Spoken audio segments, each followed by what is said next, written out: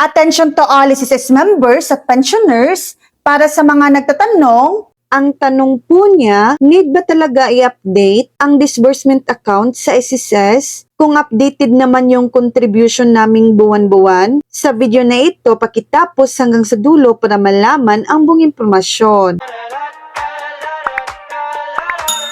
Kung updated naman ang hulog ninyo buwan-buwan at nakarehistro na ang inyong disbursement account, bank account, e-wallet o remittance account at aktibo pa ito, hindi na kailangang i-update. Kailangan lang mag-update ng disbursement account kung nagpalit ng bank account o e-wallet, nagsara o hindi na aktibo ang dating account, mali ang nairehistrong account, humihingi ang SSS ng update o re-enrollment para sa account. Ang disbursement account ang ginagamit ng SSS para ipadala ang mga benepisyo tulad ng sickness, maternity, disability, retirement, at iba pang cash benefits.